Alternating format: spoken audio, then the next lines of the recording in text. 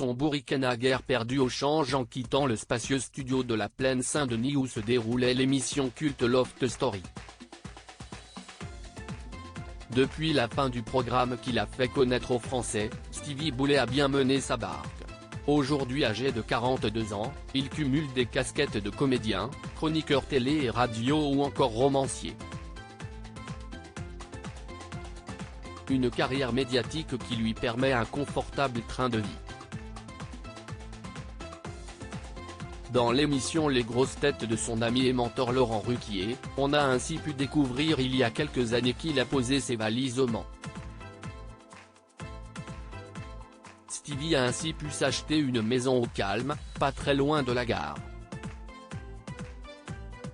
Une demeure visiblement de haut standing selon l'animateur qui avait été invité à venir y prendre l'apéritif en 2019, alors qu'il était de passage dans la ville.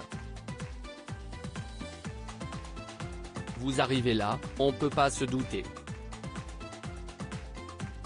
Vu du dehors, ça paye pas de mine. Je me suis dit, oh là, merde, on aurait peut-être dû l'augmenter. Je me disais le pauvre, j'avais l'impression d'arriver chez Loana. Et j'ouvre la porte. Pinot la redoute, racontait-il en exagérant volontairement. Laurent Ruquier avait ensuite plaisanté en décrivant une demeure de 4 salles à manger, 3 cuisines, 10 salles de bain. Si on se doute que l'animateur en faisait volontairement des caisses, tout porte à croire qu'il a toutefois été vraiment surpris de la maison de Stevie Boulet, lequel a lui assuré qu'il n'avait en réalité que des plantes. Et force est de constater qu'il dit vrai.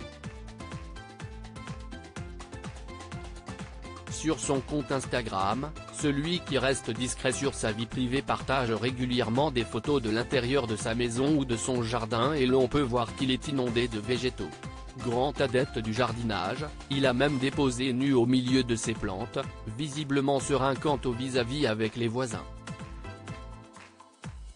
Seule ombre au tableau, sa maison a été taguée à 2 reprises et son drapeau à la fleur de lys a été volé, lui qui ne cache pas sa sympathie pour les têtes couronnées.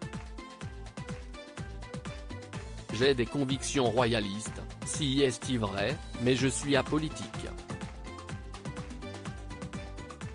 Mon seul combat, si est-il pour la planète, le reste je m'en fous. Disait à Ouest France après avoir porté plainte.